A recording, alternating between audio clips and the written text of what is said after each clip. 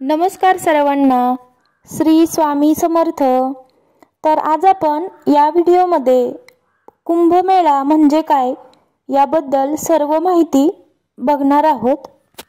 13 जानेवारी 2025 पासून उत्तर प्रदेशातील प्रयागराजमध्ये कुंभमेळा सुरू झाला आहे। हा कुंभमेळा 26 फेब्रुवारी 2025 पर्यंत आहे। 26 फेब्रुवारीला संपणार आहे। परंतु या कुंभमेळ्याचे आयोजन का केले जाते, कुंभमेळा म्हणजे नक्की काय, कुंभमेळ्याचे धार्मिक ऐतिहासिक काय महत्त्व आहे तेच आपण या व्हिडिओमध्ये बघणार आहोत। कुंभमेळ्यासाठी प्रचंड संख्येने भाविक भक्त गोळा होत असतात। भारतीय परंपरेत कुंभमेळ्याला अनन्यसाधारण महत्त्व आहे। उत्तर प्रदेशातील प्रयागराजमध्ये यावर्षी हा कुंभमेळा चालू आहे। कुंभमेळा दर 12 वर्षाने होतो। याआधीचा कुंभमेळा 2013 मध्ये झाला होता। त्यानंतर 2019 मध्ये अर्ध कुंभमेळा झाला होता। अर्ध कुंभमेळा म्हणजे काय, तर हा अर्ध कुंभमेळा हा दर 6 वर्षाने येत असतो, पण दर 12 वर्षाने होतो तो असतो महाकुंभमेळा, जो यावर्षी प्रयागराज येथे आहे। यावर्षी हा कुंभमेळा 13 जानेवारी पासून सुरू झाला आहे।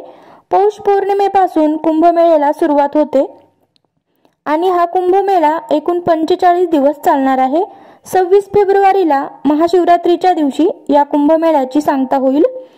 कुंभमेळ्याचे आयोजन भारतामध्ये 4 पवित्र ठिकाणी केले जाते। एक म्हणजे प्रयागराज, दुसरे हरिद्वार, तिसरे उज्जैन आणि चौथे आपले नाशिक। कुंभमेळ्यात स्नान केल्याने पापांचा नाश होतो, व्यक्तीला मोक्ष प्राप्ती होते अशी धार्मिक मान्यता आहे। आणि या व्यतिरिक्त म्हणजे आध्यात्मिक लाभ मिळवण्यासाठी केलेली तीर्थयात्रा म्हणून कुंभमेळ्याकडे बघितले जाते। कुंभमेळ्या दरम्यान गंगेत स्नान, आध्यात्मिक साधना, दान, पितृतर्पण, श्राद्धविधी, संतांचे दर्शन, धर्मावरील वाद विवाद या सर्व धार्मिक विधी करण्यासाठी संपूर्ण भारतातून आणि परदेशातून लाखो भाविक भक्त एकत्र येतात, म्हणून हा सोहळा अद्भुत बनतो। प्रयागमधील गंगा, यमुना आणि सरस्वती नद्यांच्या या त्रिवेणी संगमावर दर 12 वर्षाने हा कुंभमेळा भरतो, त्याला महाकुंभमेळा म्हटले जाते।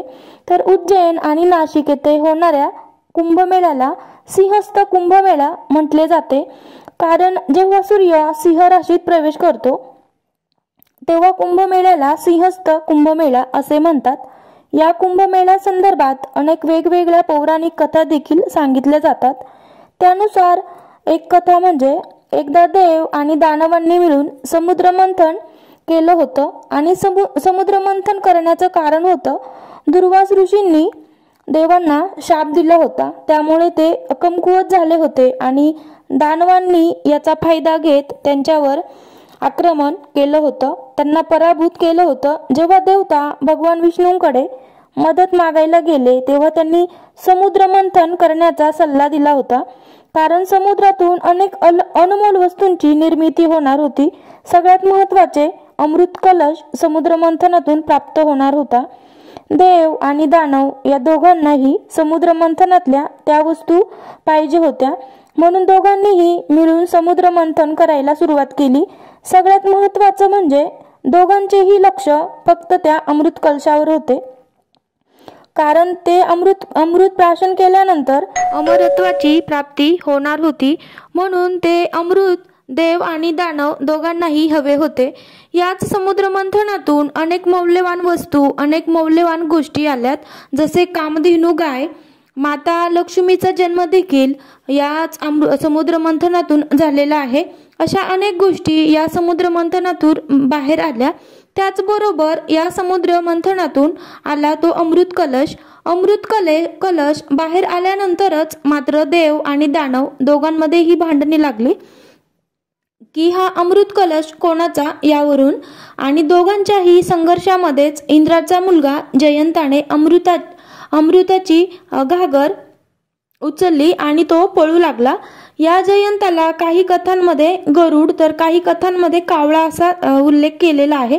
थोडक्यात काय तर हा एक पक्षी अमृत कलश घेऊन उडाला। अमृत कलश घेऊन तो पक्षी जात असताना त्या अमृताचे थेंब 4 ठिकाणी पडले होते आणि त्याच 4 ठिकाणांना आज या कुंभमेळ्याचे आयोजन केले जाते। अनेक भागांमध्ये ही कथा वेगवेगळ्या प्रकारे सांगितली जाते, परंतु साधारणतः कुंभमेळ्यासाठी ही कथा प्रसिद्ध आहे।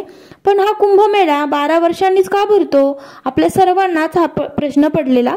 तर याचे उत्तर असे आहे की पौराणिक मान्यतेनुसार जयंताला अमृतपात्रासह स्वर्गात पोहोचण्यासाठी 12 दिवस लागले। देवतांचा एक दिवस हा पृथ्वीवरील 1 वर्षांसारखा असतो। म्हणजे आपले 1 वर्ष तर देवांचा तो 1 दिवस असतो। म्हणून हा कुंभमेळा 12 वर्षांनी साजरा केला जातो। हा कुंभमेळा फक्त धार्मिक यात्रा नसून सांस्कृतिक आस्था आणि परंपरांचा संगम असतो। या मेळ्यात लाखो भाविक नद्यांच्या पवित्र पाण्यात स्नान करतात। हे स्नान केल्याने पाप नष्ट होते अशी भाविकांची श्रद्धा असते। आणि या कुंभमेळ्यासाठी संपूर्ण देशाबाहेरून सुद्धा अनेक वेगवेगळ्या जातींचे, अनेक वेगवेगळ्या भागांचे, वेगवेगळ्या भाषा बोलणारे आणि वेगवेगळ्या परंपरा मानणारे लोक एकत्र येतात आणि एकत्र येऊन या मेळ्यामध्ये ते सहभाग घेतात, या मेळ्यामध्ये सहभागी होतात आणि याचा अनुभव हा आध्यात्मिकतेकडे प्रवृत्त करणारा असतो। तर आज आपण या व्हिडिओमध्ये कुंभमेळा म्हणजे काय याबद्दल माहिती बघितली आहे। तर भेटूया आपण पुढील व्हिडिओमध्ये। जय संतोषी माता।